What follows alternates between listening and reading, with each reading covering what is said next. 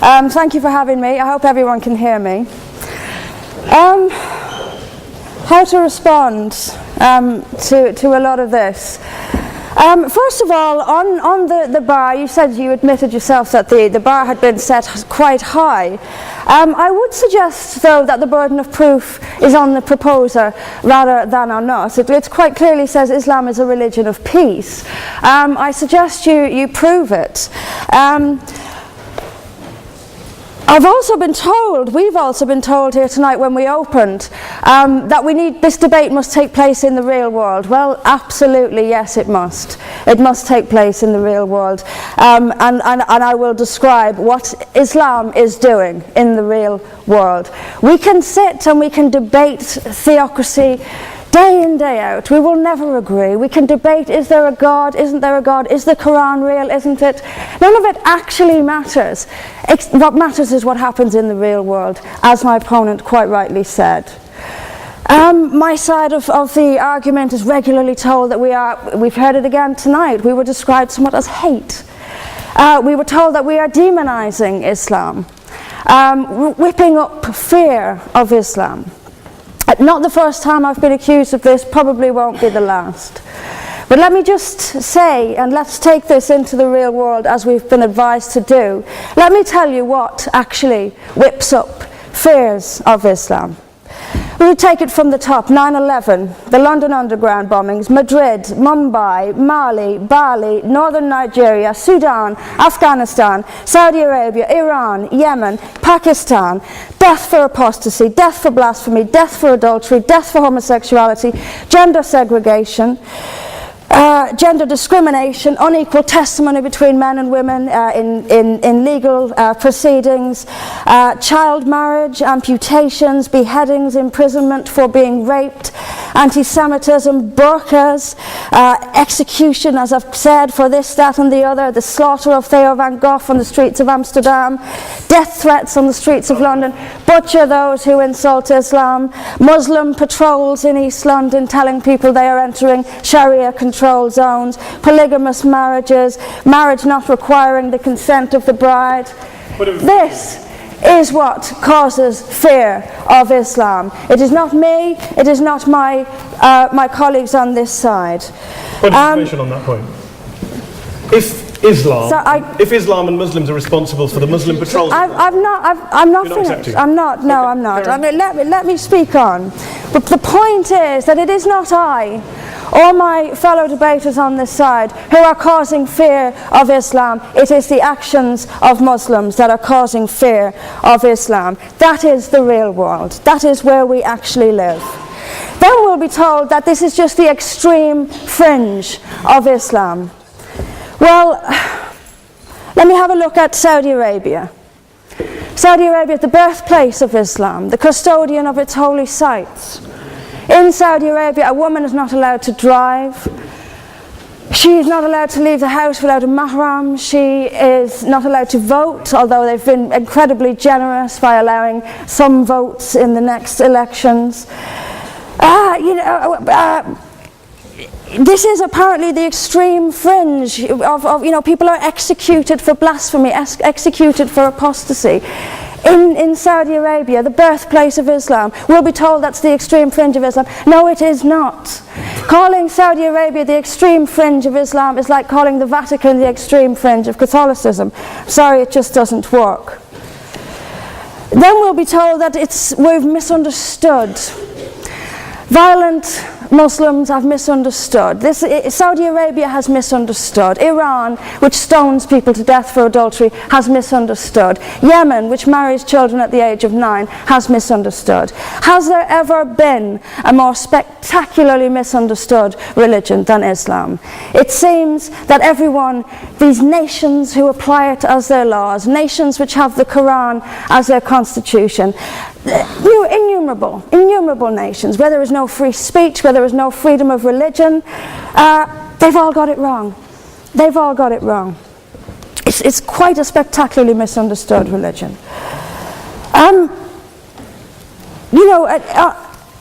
There's just so much. I'm constantly told as well that I need to respect Islam. I'm never quite given a good enough reason why. I am under no greater obligation to respect Islam than I am any other beliefs. I'm under no more obligation to respect a woman oppressed in the name of Islam than if she is oppressed by the BNP or anyone else. I am under no obligation to make compromises with an ideology I simply don't see as peaceful. Why don't I see it as peaceful? Because of the evidence. If I look around the world and I see the countries where Islam calls the shots, all I see is brutality and violence imposed by the state. We were told that peace is not just the absence of violence but the presence of justice. Absolutely. I do not see how in a nation where, as the only woman here, I have some particular issues with the way women are treated in Islamic states. Now you can argue that they've got it wrong. Tell them that, because they seem to think that's what it is. Yes, I mean, there's so much to say about it, but is there a peaceful Islam? Yes, there is. It's in the hearts of peaceful Muslims. Unfortunately, though, there's also a rather more objective Islam, and peaceful Muslims have to do some really rather creative interpretation, like the command to beat her. I've seen Muslim women. I didn't stand up for you. You're allowed to. Well, I didn't. So if you could just have a bit. I knew this would happen. I knew this would happen, by the way. I knew this would happen. What I'm saying is completely controversial and will be booed and shouted down, and I have no doubt my colleagues the same. I knew this would happen. You say anything negative, you'll get the boos. I'm actually going to leave it there. But I will finish just by saying this. There are hundreds of millions of peaceful Muslims. That is a fact. But that does not mean that Islam itself is peaceful. Peaceful Muslims interpret verses of the Quran so almost beyond recognition. It's reinterpreted, like the command to beat her. It's there in the Quran, and I've seen Muslim women try to dance around it. They put words in there that simply aren't there. That's what it says. It says beat her. And in the countries where the Quran calls the shots, that is exactly what they do. This is not peace. This is not justice. Islam is not a religion of peace as well. Thank you very much, Mr. President. Ladies and gentlemen, good evening. Assalamu alaikum. Lovely to see you all here tonight.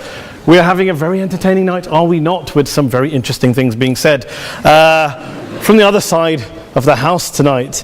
Let me begin by saying, as a Muslim, as a representative of Islam, I would consider myself an ambassador for Islam, a believer in Islam, a follower of Islam and its Prophet. So in that capacity, let me begin by apologizing to Anne-Marie for the Bali bombings. I apologize for the role of my religion and me and my people, for the killing of Theo van Gogh, for 7/7. Yes, that was all of us. That was Islam, that was Muslims, that was the Quran. I mean, astonishing claims to make in the very first speech tonight, on a day like today, where the Conservative Prime Minister of the United Kingdom is having to come out and point out that these kind of views are anathema. And I believe you're trying to stand for the Labour Party to become an MP in Brighton. If you do, and you make these comments, I'm guessing you'll have the whip withdrawn from you, but then again, UKIP's on the rise, they'll take you, the BNP, they might have something to say about your views. This is what Mehdi Hassan always does. By the way, just on a factual point, since we heard a lot about the second speaker, about how backward we Muslims all are, on a factual point, you said that Islam was born in Saudi Arabia. Islam was born in 610 AD. Saudi Arabia was born in 1932 AD. So you were only 1,322 years off. Not bad? Not bad start there. Talking of maths, by the way, a man named Al-Khawarizmi was one of the greatest mathematicians of all time, a Muslim, worked in the golden age of Islam. He's the guy who came up with not just algebra, but algorithms. Without algorithms, you wouldn't have laptops. Without laptops, Daniel Johnson tonight wouldn't have been able to print out his speech in which he came to berate us Muslims for holding back the advance and intellectual achievements of the West, which all happened without any contribution from anyone else other than the Judeo-Christian people of Europe. In fact, Daniel David Levering, the author of the Pulitzer Prize-winning historian and author of The Golden Crucible, points out that there would be no Renaissance, there would be no Reformation in Europe without the role played by Ibn Sina and Ibn Rushd and some of the great Muslim theologians, philosophers, scientists in bringing Greek texts to Europe. As for this being our university, I will leave that to the imagination as to who is our and who is there. I studied here too. An astonishing set of speeches so far making this case tonight. A mixture of just cherry-picked quotes, facts and figures, self-serving, selective, a farrago of distortions, misrepresentations, misinterpretations, misquotations. Daniel talked about my article in the New Statesman, which got me a lot of flack, where I talked about the anti-Semitism that is prevalent in some parts of the Muslim community, which indeed it is. Of course, I didn't say in that piece that it was caused by the religion of Islam. In fact, modern anti-Semitism in the Middle East was imported from, finish the sentence, Christian, Judeo-Christian Europe, where I believe some certainly bad things happened to the Jewish people. In fact, Tom Friedman, Jewish-American columnist in the New York Times, told me in this very chamber last week that he believed, had Muslims been running Europe in the 1940s, 6 million extra Jews would still be alive today. So I'm not going to take lessons in anti-Semitism from someone who's here to defend the Judeo-Christian values of a continent that murdered 6 million Jews. Moving swiftly on. Yes. Absolutely. Well, I'm about to make that point. No, I'm about to make that point. You're right. I agree with you. I agree with you 110%. That is my point. I don't think Europe is evil or bad. I'm a very proud European. I don't want to judge Europe on that basis, but if we're going to play this gutter game where we pull out the Bali bombing and we pull out examples of anti-Semitism in the Islamic community, then of course I'm going to come back and say, well, hold on. I mean, look, let's be very clear. Daniel here was a last-minute replacement for Douglas Murray, who had to pull out. And Douglas and I have a well-documented differences, but to be fair to Douglas, as to be fair to Anne-Marie and to Peter, atheists. Atheists see all religions as evil, violent, threatening. What the problem I have with Daniel's speech is that Daniel comes here to run this robust defense of Christianity, forgetting that his fellow Christians, people who said they were acting in the name of Jesus, gave us the Crusades, the Spanish Inquisition, the anti-Jewish pogroms, European colonialism in Africa and Asia, the Lord's Resistance Army in Uganda, not to mention countless arson and bomb attacks on abortion clinics in the United States of America to this very day. I would like a little bit of humility from Daniel first before he begins lecturing other communities and other faiths on violence, terror and intolerance. But, no thank you. Some water. But I would say this, to address the gentleman's very valid point here, I'm not going to play that game. I don't actually believe that Christianity is a religion of violence and hate because of what the LRA does in Uganda or what Crusaders did to Jews and Muslims in Jerusalem when they took back the city in the 12th or 13th or whatever century it was. I believe that Christianity, like Islam, like pretty much every mainstream religion, is based on love and compassion and faith. I do follow a religion in which 113 out of the 114 chapters of the Quran begins by introducing the God of Islam as a God of mercy and compassion. I would not have it any other way. I don't follow a religion which introduces my God to me as a God of war, as some kind of Greek God of wrath, as a God of hate and injustice. Not at all. As Adam pointed out, you go through the Quran and you see the mercy and the love and the justice. And yes, you have verses that refer to warfare and violence. Of course it does. This is not a motion about pacifism. I'm not here to argue that Islam is a pacifistic faith. It is not. Islam allows military action, violence in certain limited contexts. And yes, a minority of Muslims do take it out of that context. But is it religious? We talked about Woolwich. Daniel and Anne-Marie have suggested that it's definitely religion that's behind all of this. Well, actually, what I find so amusing tonight is we're having a debate about Islam, and the opposition tonight have come forward. We have a graduate in law, a graduate in modern history, a graduate in chemistry, and you know, I admire all of their intellects and their abilities, but we don't have anyone who's actually an expert on Islam, a scholar of Islam, a historian of Islam, a speaker of Arabic, even a terrorism expert or a security expert or a pollster, let alone to talk about what Muslims believe or think. Instead, we have people coming here, putting forward these views, putting forward these sweeping opinions. Listen to Professor Robert Pape of the University of Chicago, one of America's leading terrorism experts, who, unlike our esteemed opposition tonight, studied every single case of suicide terrorism between 1980 and 2005, 315 cases in total. And he concluded, and I quote, "There is little connection between suicide terrorism and Islamic fundamentalism or any of the world's religions. Rather, what nearly all suicide terrorist attacks have in common is a specific secular and strategic goal to compel modern democracies to withdraw military forces from territory that the terrorists consider to be their homeland." And the irony is, when we talk about terrorism, the irony is that the opposition and the Muslim terrorists, the Al-Qaeda types, actually have one thing in common. Because they both believe that Islam is a warlike, violent religion. They both agree on that. They have everything in common. Osama bin Laden would be nodding along to everything he's heard tonight from the opposition side. He agrees with them.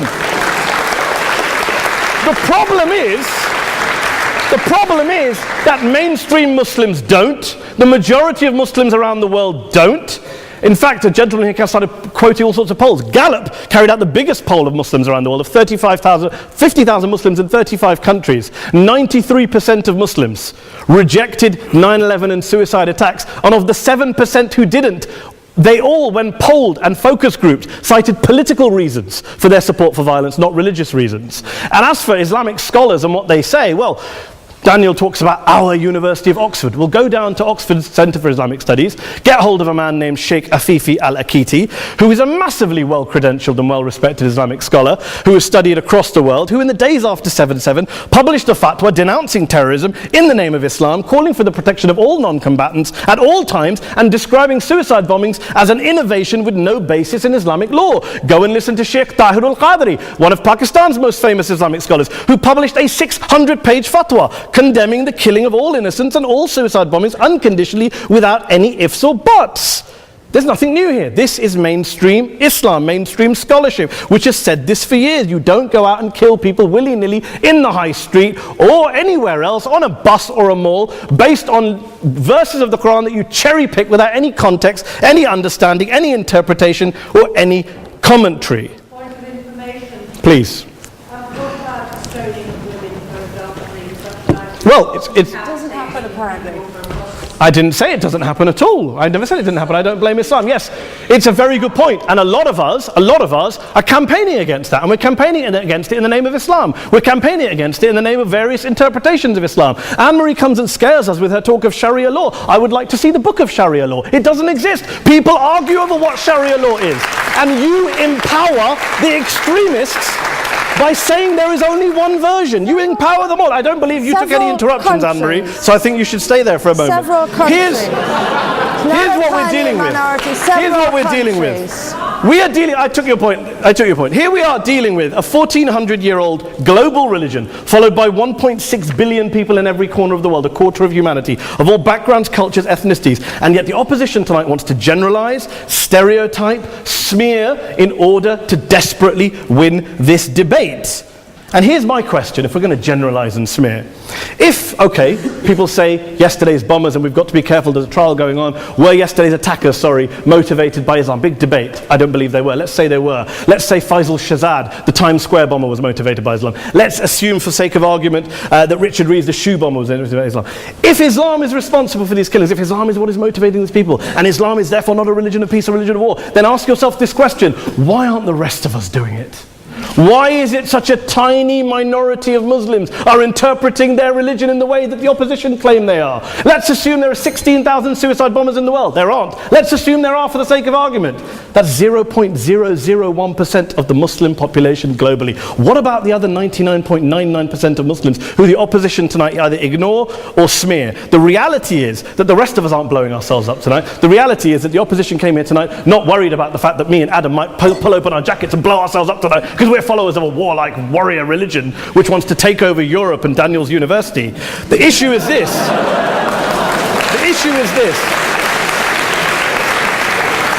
Unless the opposition can tell us tonight, and Peter Atkins is here, one of our great atheist intellectuals, can tell us tonight, they can answer this question tonight: why don't the vast majority of Muslims around the world behave as violently and aggressively as a tiny minority of politically motivated extremists? Then they might as well give up and stop pretending they have anything relevant to say about Islam or Muslims as a whole. Ladies and gentlemen, let me just say this to you. Think about what the opposite of this motion is.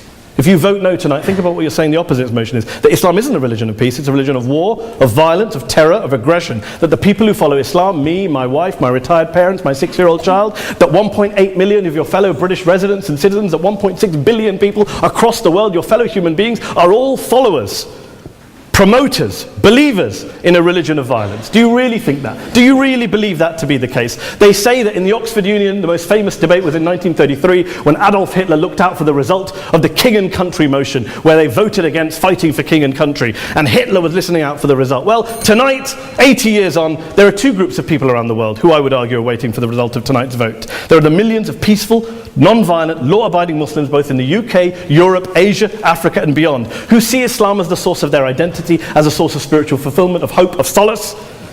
And there are the phobes, the haters, the bigots out there who want to push the clash of civilizations, who want to divide all of us into them and us and ours and their. Ladies and gentlemen, I urge you all not to fuel the arguments of the phobes and bigots. Don't legitimize their divisions. Don't legitimize their hate. Trust those Muslims who you know, who you've met, who you hear, who don't believe in violence, who do want you to hear the peaceful message of the Quran as they believe it to be taught to the majority of Muslims, the Islam of peace and compassion and mercy, the Islam of the Quran, not of Al-Qaeda. Ladies and gentlemen, I beg to propose this motion to the House. I urge you to vote yes tonight. Thank you very much for your time.